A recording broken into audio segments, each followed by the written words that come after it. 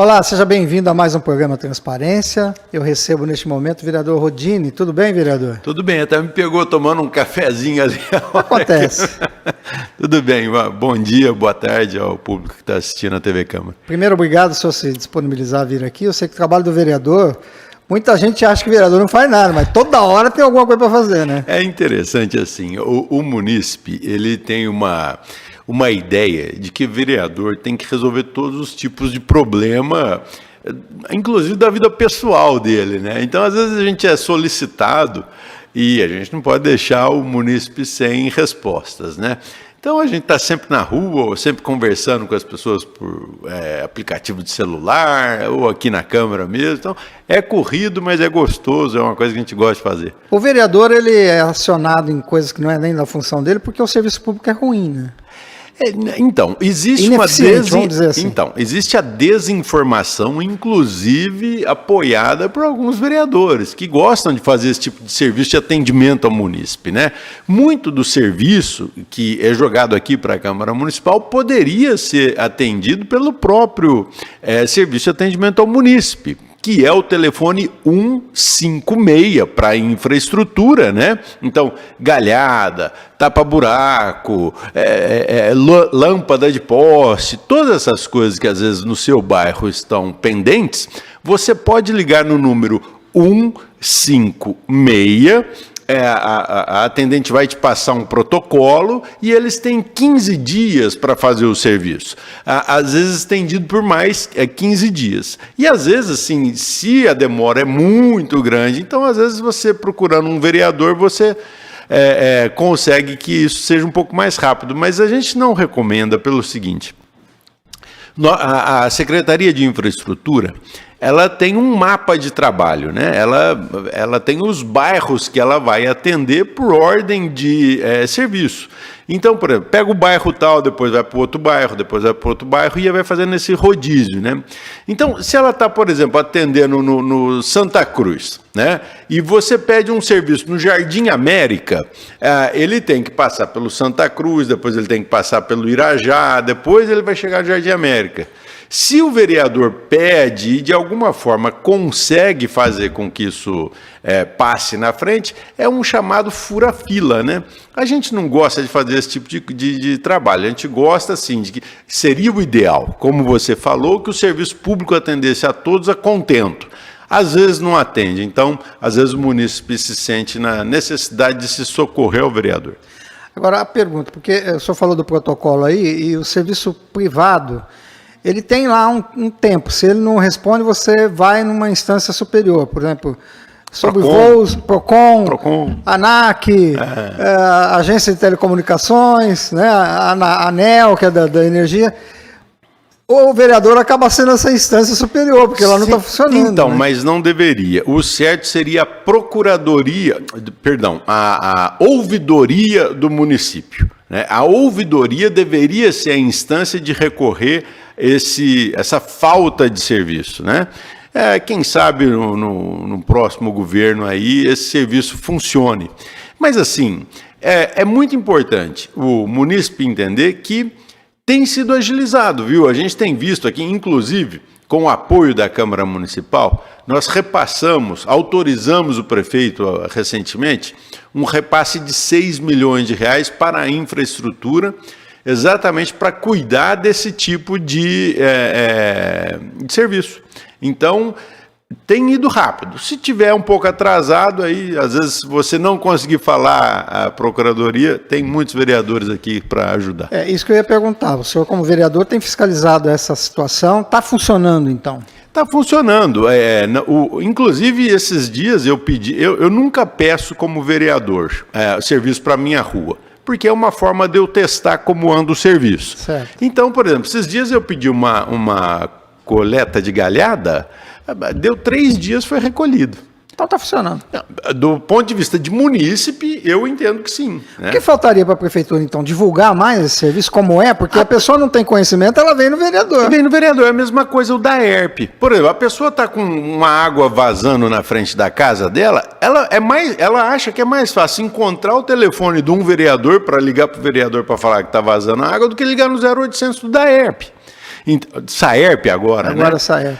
Então, o que a gente precisa é de uma campanha maciça de informar os serviços do munícipe. Outra coisa, por exemplo, posto de saúde, né?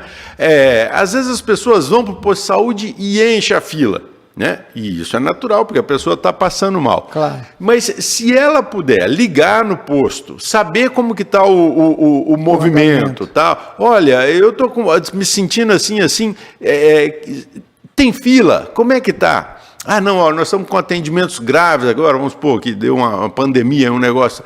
Se você puder esperar vir na parte da tarde, vai ser melhor atendida. Porque às vezes a pessoa chega lá, fica o dia inteiro para ser atendida no final da tarde. Poderia estar esperando em casa.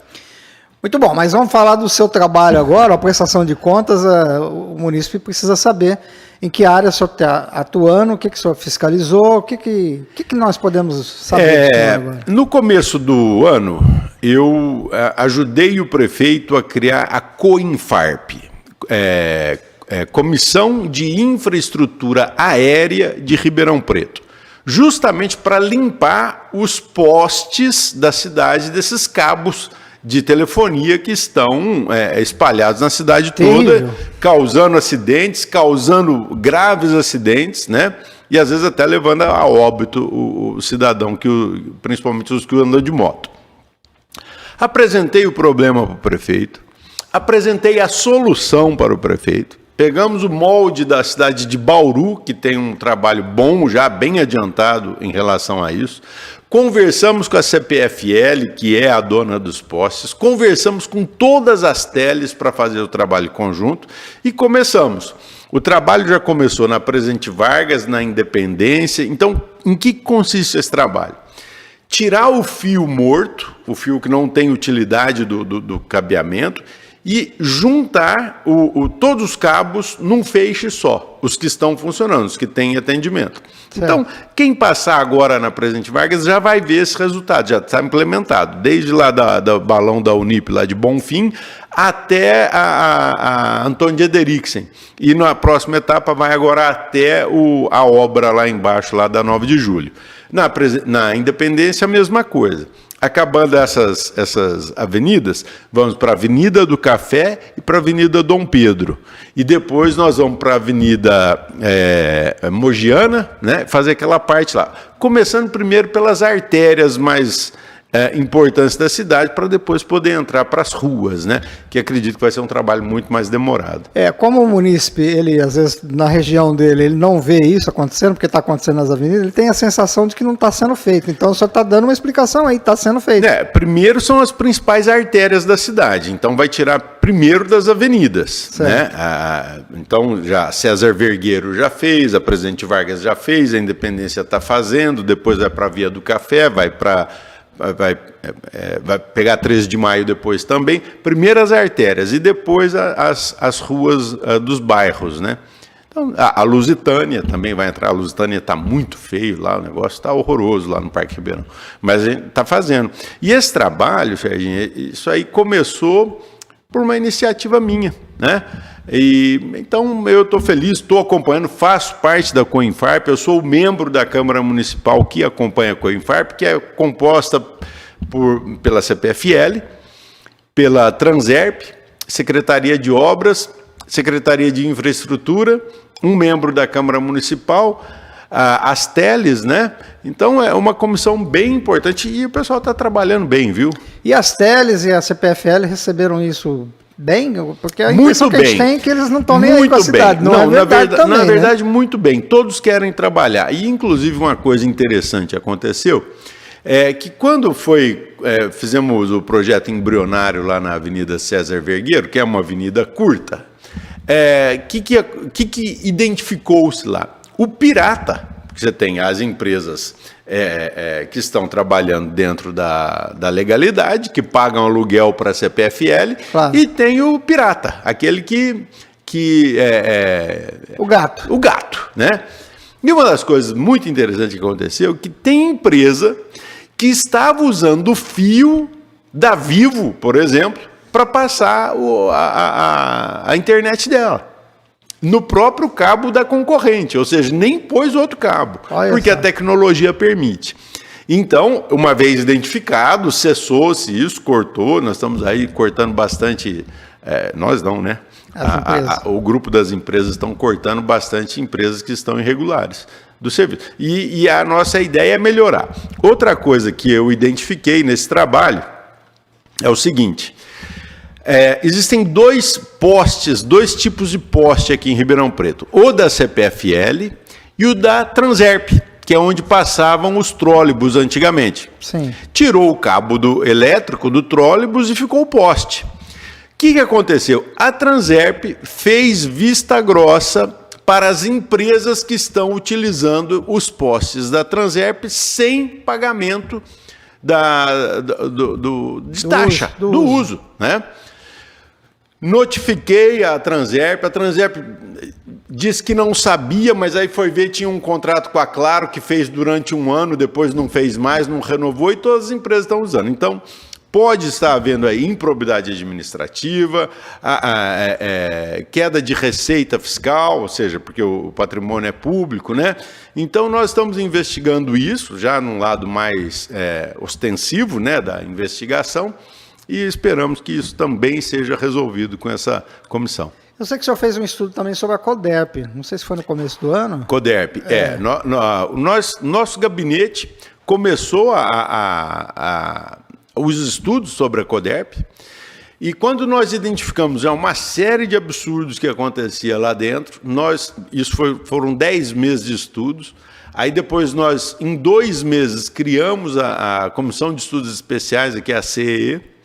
Nesses 2 meses, nós conseguimos entregar o trabalho com a sugestão de liquidação da CODERP, que foi feito. Aí o prefeito decretou a liquidação da CODERP. Então, a CODERP hoje, ela ainda não está liquidada, ela está em processo de liquidação, porque ela tem refis.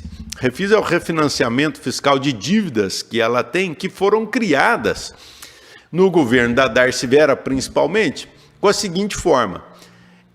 A CODERP presta serviço para o município, então ela é uma empresa. Quando ela presta serviço, ela tem que emitir nota fiscal.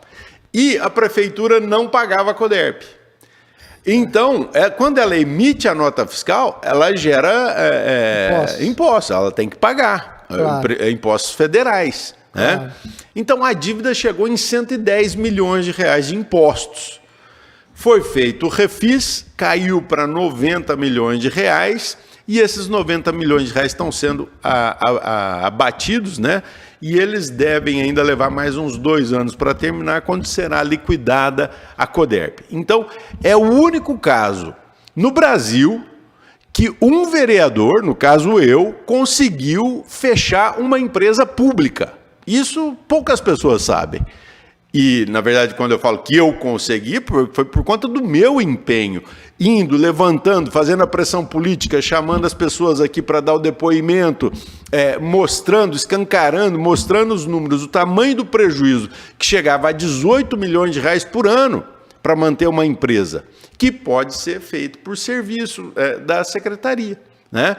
Então, o prefeito entendeu a necessidade realmente de liquidar, e estamos em processo de liquidação. Então, foi um ganho muito importante para a cidade. No caso, então, a prefeitura estava gerando dívida para ela mesma. Para ela mesma, porque no fim das contas, quem tem que pagar é ela. Agora, se for transformado, se for, por exemplo, para a Secretaria de Tecnologia, não sei o quê, você não paga imposto. A mesma coisa acontece na Transerp, e nós estamos de olho, nós vamos começar os estudos muito em breve. A Transerp hoje, por ser empresa, ela custa de impostos por ano, 500 mil reais. Ou seja, no ano, a Transerp custa 6 milhões de reais de impostos para o munícipe pagar, porque como você gira a máquina da Transerp com multa, taca ali multa no povo, para o povo pagar. E nós temos, inclusive, identificados algumas frentes na Transerp, onde são aplicadas multas automáticas por carros que passam lá, sempre no mesmo ponto, sempre todo mundo falando ao telefone. E nós já identificamos que isso não acontece de fato. Que estranho, hein? São coisas estranhas que a gente vai começar a investigar. Já falei com o Gali, já falei com o prefeito, Já recomendei a liquidação, o fechamento da Transerp, porque a Transerp não é mais do que um cabide de emprego de políticos e que serve só para multar as pessoas que usam o transporte pessoal, né? Carro, moto, essa coisa toda. E a coordenação do trânsito, que deveria acontecer com os marronzinhos, esse pessoal todo, eles são mais utilizados assim para desviar o trânsito das obras que estão ocorrendo na cidade. E às vezes, o que está acontecendo? Ele vai...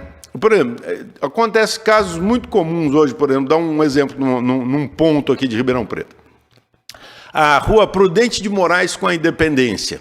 Ali tem um desvio da obra do túnel lá da 9 de julho. Então, a pessoa tem que entrar ali. E ali tem um semáforo. Só que tem horas do trânsito em Ribeirão Preto que aquilo trava tudo. Porque a pessoa trava lá na frente e vem travando e para o trânsito. E, às vezes, a pessoa para na avenida, na Independência, entre a rua e a avenida... E porque o trânsito não pode andar, e o marronzinho vai lá e multa.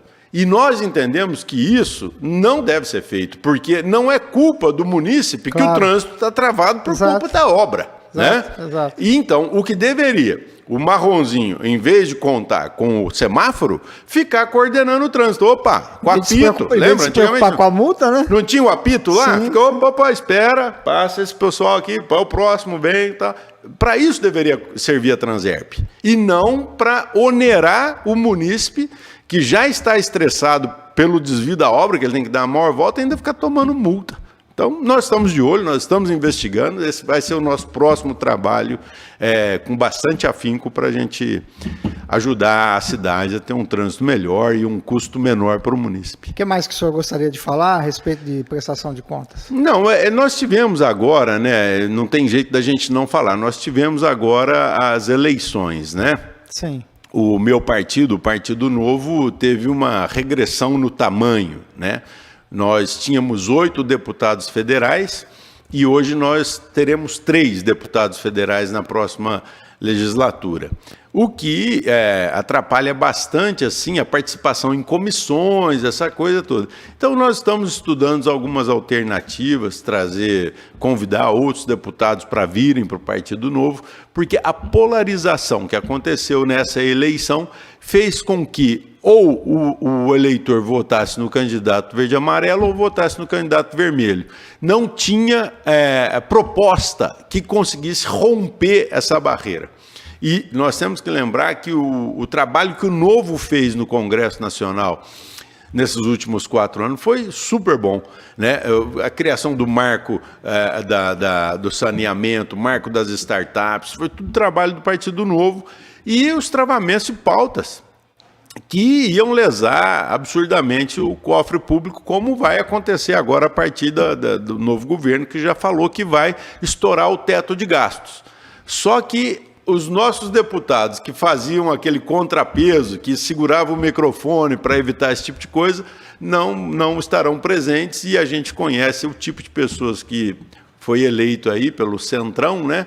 E ele não é muito fiel a um partido, ele é fiel aos interesses financeiros deles, né? Então, nós provavelmente teremos aí muitas dificuldades por ter um Congresso tão dividido e tão seduzível como está esse aí que foi eleito nesse grupo aí. Mas vamos em frente. Já que houve essa polarização nacional, o senhor acha que isso vai se reverter aqui para o município nas próximas eleições? Vai influenciar? Olha, assim, a gente não, por enquanto a gente não está vendo assim o governo lançar um candidato para substituir o atual prefeito.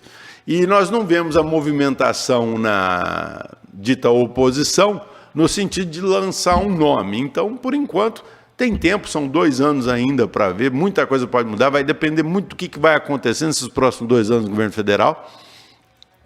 Nós vamos ter que agora fazer uma luta enorme contra a censura que está tendo nas redes sociais. O TSE admite que está agindo inconstitucionalmente, quando a ministra Carmen Lúcia fala que é inconstitucional, mas excepcionalmente durante as eleições vamos praticar a censura. Acabou a eleição e continua se praticando a censura.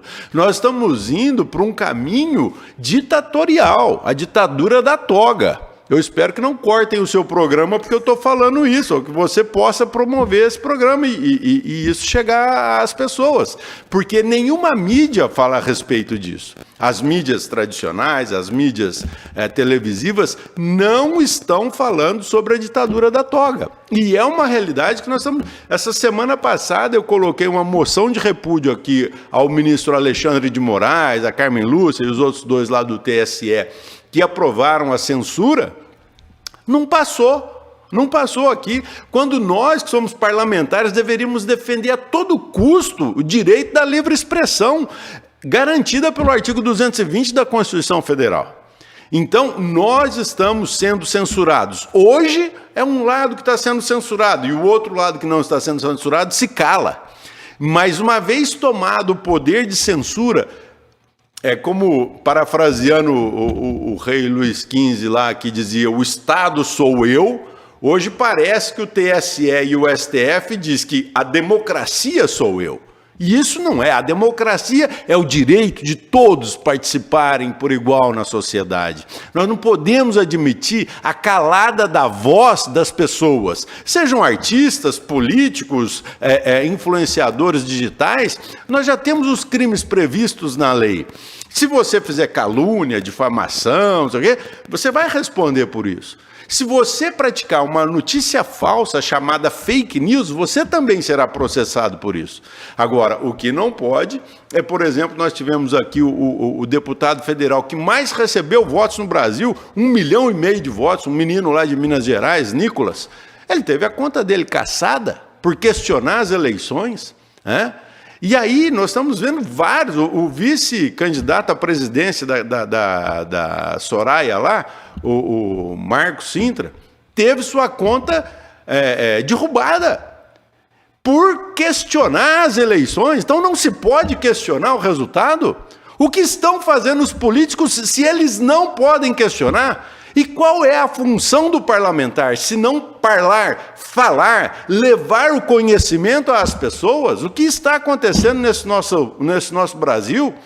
Agora vem uma Copa do Mundo para jogar mais uma nuvem de fumaça em cima da democracia, porque aí as pessoas se dispersam e tudo mais.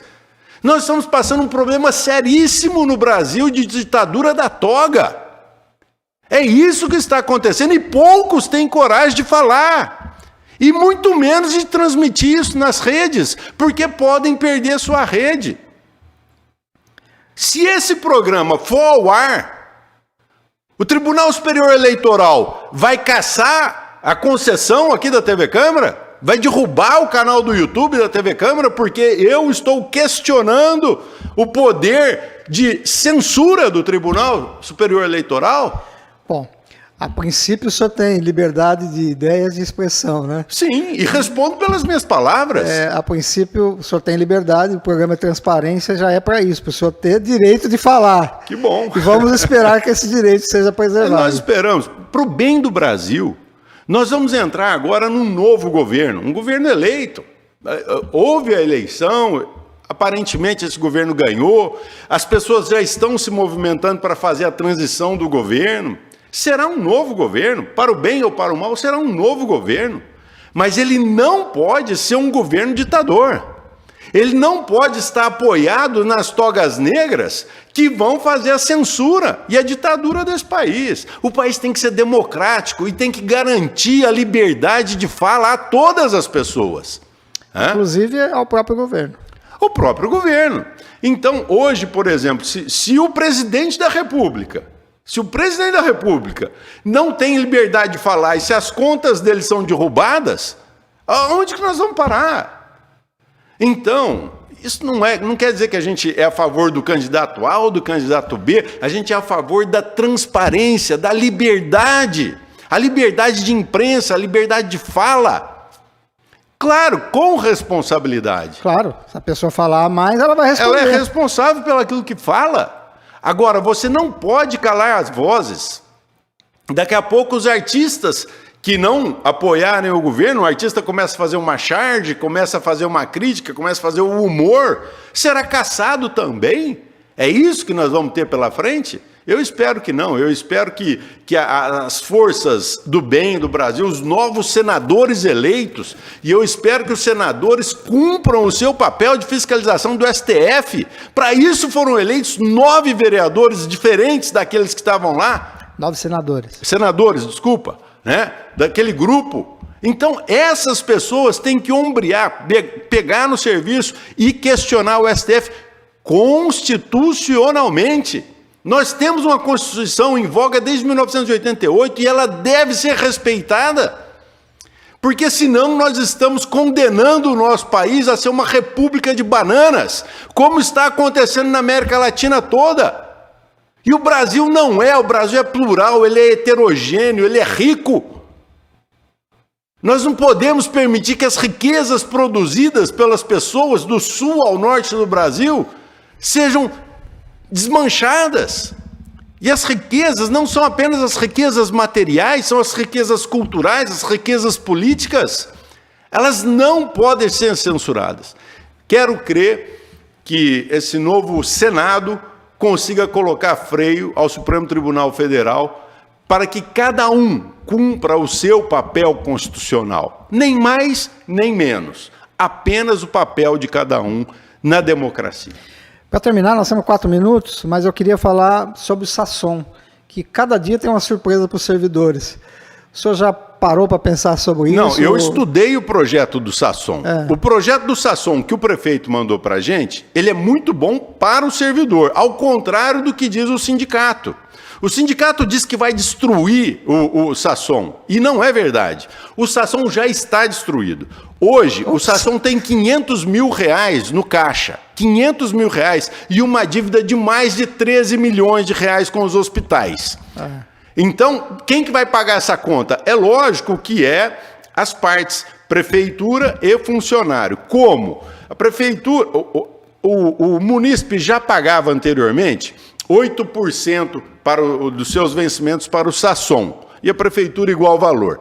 Foram mudando os prefeitos, foi diminuindo. O populismo vai entrando, porque eu vou diminuir, porque você vai ter... Não existe café grátis. O que aconteceu? Hoje o funcionário público paga 5% do que ofere e a prefeitura mais 5%. A proposta é que o funcionário pague 6% e a prefeitura pague 7%. No projeto que entrou aqui, o prefeito já está mandando 8 milhões de reais para ajudar a pagar as dívidas que o Sasson tem com os hospitais e as clínicas e tudo mais.